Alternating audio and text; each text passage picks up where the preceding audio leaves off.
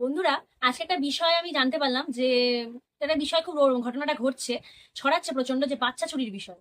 হ্যাঁ, সেটা আমার হাজবেন্ডের থেকেও আমি শুনতে পেলাম, আবার ফোনেও দেখতে পাচ্ছি খবরটা। আমার মানে খুবই ভাবে ঘটছে। তা ভিডিওটা যে যেগুলো দেখেছি, সেই ঘটনাটা সত্যি না মিথ্যে আমি সম্পূর্ণটা জানি না, বাট তাও বলছি যে সবাই সাবধানে থেকো এবং খবরটা দেখো।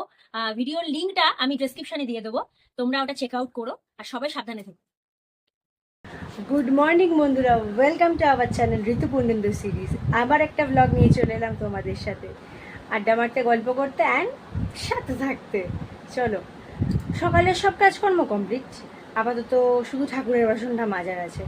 ঠাকুরের বাসন মেজে আজকে ঠাকুরদের সব মুখ থাকতে হবে, কেন না আজকে অমাবস্যা লাগছে। এই 8:45 15টা নাগাদ বললো। তা চলো কাজ সারতে থাকি, দেখতে দেখতে 15টা বেজে যাবে, আবার কাজ হবে না।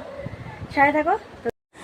সকালে তোমার দাদা আজকে বেরিয়ে যাওয়ার পরে ঘর মোছা, ঘর ঝাড় দেওয়া এই কাজগুলো থাকে।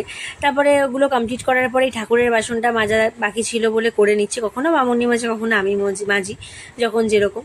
বেশি কিছু আজকে না আর ভেজাইনি, কেন মেঘলা ওয়েদার সকাল থেকেই দেখছিলাম। তারপর দেখলাম যে মেঘলা ওয়েদার হয়ে আছে বলে আর কাচবো কি, তা ওই বাসি নাইটিটা আর ওর প্যান্টটা একটু কাচার ছিল, বেশি কিছু আজকে আর ছিল না। তা মেঘলা ওয়েদার সকাল থেকেই ছিল, আগের দিন টোটাল দিনটাই আর কি মেঘলা ওয়েদার, একটা চিচ্ছিরে গরম রয়েই যাচ্ছে। বৃষ্টিটা সেইভাবে মন খুলে দিল না। যাই হোক বন্ধুরা, কাপড় কাচতে গিয়ে না আমার নখটা ভেঙে গেল। কি আর করবো, দুঃখ ভুলে গিয়ে কাজগুলোই করতে থাকলাম। যাই হোক, এই যে মামনি এখন উঠোন ঝাড় দিচ্ছে। উঠোনটা উনি ডেইলি বেসিসে উনি ঝাড় দেয়, পরিষ্কার টরিষ্কার করে রাখে। উঠোনটা পরিষ্কার থাকে না, দেখতেও ভালো লাগে। এই এখন সবকিছু মেলে টেলে, আগে আমার মনের মধ্যে এখন চলছে যে নখটা আমি কাটতে যাবো। কেন বলো তো, আমার নখ ভেঙে গেলে আমার মনে খুব দুঃখ লাগে। ডালের বড়া ভাজা হচ্ছে, আলু ভেজে রাখা হয়েছে, বড়া আলুর তরকারি। টাপুর টুপুর বৃষ্টি পড়ে, আবার একটু বৃষ্টি হলো একদিনের গ্যাপ দিয়ে। আজকে একটু বৃষ্টিটা জোরে হচ্ছে, আগের দিনের তুলনায় আজকে বৃষ্টিটা বেশ জোরেই হচ্ছে। ঠান্ডা ঠান্ডা মৌসুম। দেখো বাইরে একদম এইমাত্র মানে একটা জোরদার বৃষ্টি হলো, এখন একদম রোদ ঝলমলে আকাশ, দেখবে দেখো একদম ঝলমলে আকাশ। কে বলবে যে কিছুক্ষণ আগে বৃষ্টি হয়েছিল।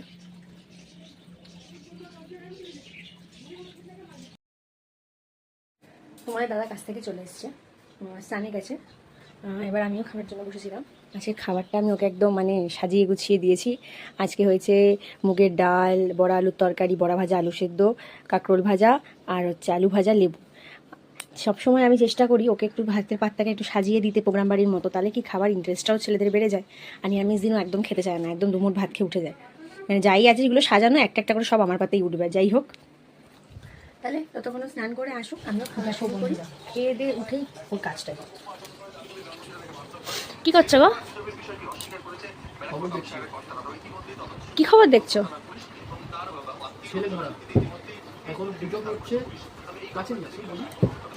আচ্ছা বলো। বারাসাতে বেশি গুজব উঠছে যে ছেলে ধরা বেরিয়েছে। তো এইভাবে অনেক কাউকে মেরেছে, এটা আদৌ সত্যি কি মিথ্যা জানি না।